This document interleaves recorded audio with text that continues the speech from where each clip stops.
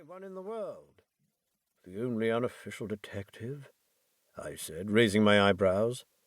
"The only unofficial consulting detective," he answered. "I am the last and highest court of appeal in detection. When Gregson or Lestrade or Athelney Jones are out of their depths, which, by the way, is their normal state, the matter is laid before me. I examine the data as an expert and pronounce a specialist's opinion. I claim no credit in such cases. My name figures in no newspaper. The work itself, the pleasure of finding a field for my particular powers, is my highest reward." "But you have yourself had some experience of my methods of work in the Jefferson Hope case." "Yes, indeed," said I cordially. "I was never so struck by anything in my life. I even embodied it in a small brochure with the somewhat fantastic title of A Study in Scarlet." He shook his head sadly. "I glanced over it," said he. "Honestly, I cannot congratulate you upon it. Detection is, or ought to be, an exact science, and should be treated in the same cold and unemotional manner. You have attempted to tinge it with romanticism, which produces much the same effect as if you worked a love story or an elopement into the fifth proposition of Euclid." "But the romance was there," I remonstrated. "I could not tamper with the facts." "Some facts should be suppressed, or at least a just sense of proportion should be observed in treating them. The only point in the case which deserved mention was the curious analytical reasoning from effects to causes by which I succeeded in unravelling it."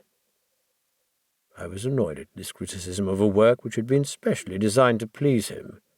I confess, too, that I was irritated by the egotism which seemed to demand that every line of my pamphlet should be devoted to his own special doings. More than once during the years that I had lived with him in Baker Street I had observed that a small vanity underlay my companion's quiet and didactic manner. I made no remark, however, but sat nursing my wounded leg. I had a Jezal bullet through it some time before, and though it did not prevent me from walking, it ached wearily at every change of the weather. "My practice has extended recently to the Continent," said Holmes after a while, filling up his old briar-root pipe. "I was consulted last week by Francois Le Villard, who, as you probably know, has come rather to the front lately in the French detective service. He has all the Celtic power of quick intuition, but he is deficient in the wide range of exact knowledge which is essential to the higher developments of his art. The case was concerned with a will and possessed some features of interest. I was able to refer him to two parallel cases, the one at Riga in 1857 and the other at St. Louis in 1871, which have suggested to him the true solution.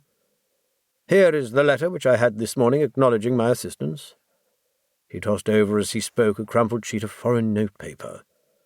I glanced my eyes down it, catching a profusion of notes of admiration with stray magnifiques, coup de maître, and tour de force, all testifying to the ardent admiration of the Frenchman. "He speaks as a pupil to his master," said I. "Oh, he rates my assistance too highly," said Sherlock Holmes lightly. "He has considerable gifts himself. He possesses 2 out of the 3 qualities necessary for the ideal detective. He has the power of observation and that of deduction. He is only wanting in knowledge, and that may come in time. He is now translating my small works into French." "Your works? Oh, didn't you know?" he cried, laughing. "Yes, I have been guilty of several monographs. They are all upon technical subjects. Here, for example, is one, upon the distinction between the ashes of the various tobaccos. In it I enumerate 140 forms of cigar, cigarette, and pipe tobacco, with coloured plates illustrating the difference in the ash.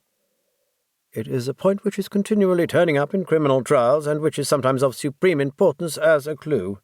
If you can say definitely, for example, that some murder has been done by a man who was smoking an Indian lunkha, it obviously narrows your field of search.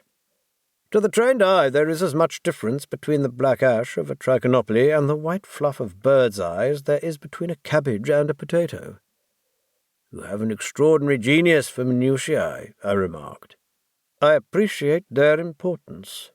Here is my monograph upon the tracing of footsteps, with some remarks upon the uses of plaster of Paris as a preserver of impresses.